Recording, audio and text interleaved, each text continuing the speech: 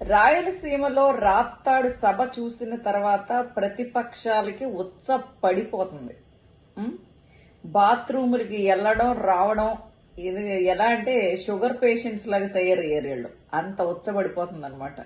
ఆ జనం ఏంటి, అసలు ఆ గోలేంటి, అలా అరుస్తారేంటి, జగనన్న జగనన్న జగనన్న అని.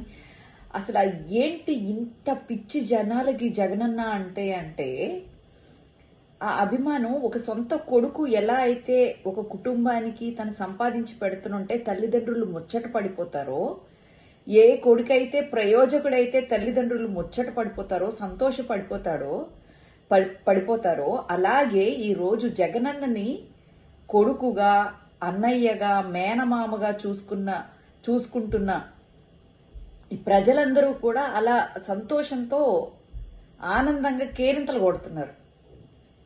అసలు ఆ జగనన్నని చూడడానికి తండోపతండాలుగా రోడ్లన్నీ ట్రాఫిక్లు జామ్ అయిపోయేలాగా జగనన్నని చూడాలి అని చెప్పేసి అందరూ అలా తరలి వస్తున్నారు. అసలు ఆ జన సంద్రానికి ప్రతిపక్షాలకి ఉచ్చ పడిపోతుంది. ఈరోజు జగనన్న ఒకటి అడిగారు, ఇంతమంది కలవాల్సిన అవసరం ఏముంది, పోనీ నేను వీక్ క్యాండిడేట్ని అయితే అని అడిగాడు. ఎందుకు కలుస్తున్నారు మీరందరూ? ఎందుకు కలవాల్సి వస్తుంది? ఎందుకు మీరు ఇంత బలాన్ని కూడగొట్టుకోవాలి అని చెప్పేసి అనుకుంటున్నారు? తెలుసు జగనన్న గురించి. మీరు ఎన్ని నేషనల్ పార్టీలని, ఎన్ని లోకల్ పార్టీలని కలుపుకున్నా కూడా, ఎన్ని ఛానల్స్ పెట్టి 24/7 365 days వాళ్ళ చెవుల్లో, జనాల చెవుల్లో ఊదుతున్నా కూడా జగనన్న మాత్రం ప్రజల గుండెల్లో గూడు కట్టేసుకుంటున్నాడు. మీరు ఎంత ఆ గూడుని చెదరగొట్టాలనుకున్నా ఖచ్చితంగా అది కుదరదు. అయితే నేను ఒక లిస్ట్ చెప్దాం అనుకుంటున్నాను. ఈ రాప్తాడు సభ ఈ మధ్యకాలంలో పెడుతున్న సభలన్నీ చూసిన తర్వాత, ఎస్పెషలీ రాయలసీమలో సభ చూసిన తర్వాత ఫస్ట్ ఒక భయం పుట్టింది. అలాగే ఒక కుళ్ళుబోతుతనం ఉంటుంది కదా, ఎవరైనా బాగుపడితే ఏంటి వీళ్ళు ఇలా బాగుపడిపోతున్నారు అని చూడలేని తనం ఒకటి ఉంటుంది కదా, అలాంటి ఫీలింగ్స్ అయితే కలిగింది అయితే షర్మిలకి. రాయలసీమలో అన్నకి ఎంత పవర్ ఉంది, ఇంతమంది ఉన్నారు వెనకాల, ఇంతమంది రేపొద్దున్న ఓటేస్తారు అనే భయం పుట్టుకున్నదైతే, అయితే జగనన్న నేనేం చేయలేను అని చెప్పేసి ఒక భయం అయితే పుట్టుకున్నదైతే షర్మిలకి. ఆ తర్వాత సునీతకి కూడా భయం వచ్చి ఉండాలి నాకు తెలిసి. ఆ తర్వాత సునీత మొగుడికి, అలాగే షర్మిలకు మొగుడికి కూడా ఒక చెప్పు దెబ్బ లాంటిది. ఏంటిది? ఈ జన సందోహం. నెక్స్ట్ ఎవరైతే 24/7 365 days చెవుల్లో ఊదుతున్నారో ఆ ఛానల్స్ అన్నిటికీ ఉచ్చబడిపోయింది ఈరోజు ఈ సభతో, రాప్తాడు సభతో. అలాగే ఇంకా చంద్రబాబుకి చెప్పే అక్కర్లేదు.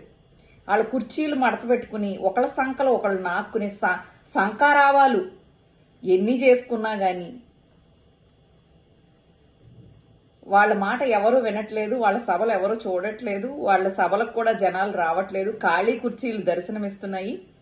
అలాగే TV5, ఆంధ్రజ్యోతి ఎన్ని ఓదరగొట్టినా, ఎంత చెప్పినా జనాలు వినేటట్టు కనిపించట్లేదు. వాళ్ళకి insecurity మొదలైపోయింది.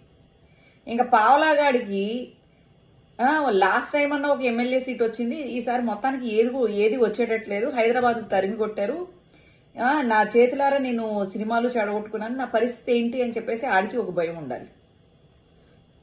All the very best Jagananna. నిజంగా మీ వ్యూహాలు అండ్ మీ సభలు అండ్ ఆల్సో మీ మంచి వాగ్దాటి ఇవన్నీ చాలా బాగున్నాయి. జనాలు అందరినీ ఆకట్టుకుంటున్నాయి మీరు మాట్లాడే మాటలన్నీ కూడా.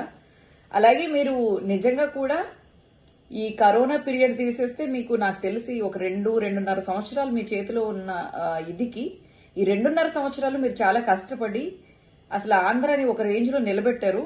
ఏ లీడర్కి చేత కాదు. మీరు ఛాలెంజింగ్గా చేశారు, మీరు సక్సెస్ అయ్యారు. అది జనాలకి తెలుసు కాబట్టి ఈ మౌత్ పబ్లిసిటీ వల్లనే మీరు ఇంకా ఎక్కువ అంటే ఒక 10 టీవీ ఛానల్స్ మీ గురించి ఓదరగొట్టక్కర్లేదు. జనాలు చాలు, చిన్న పిల్లలు చాలు, అలాగే ఆడవాళ్ళు చాలు ఆ కుటుంబం అంతా ఓటు వేయించడానికి.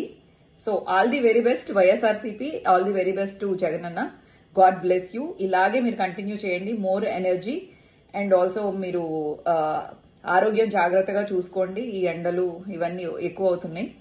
సో ఇంకా మరింత ఉత్సాహంతో మీరు పాల్గొనాలని సభల్లో, మిమ్మల్ని దేవుడు చల్లగా చూడాలని, ఆ ప్రజలు కూడా మిమ్మల్ని బాగా చూస్తారని కోరుకుంటున్నాను.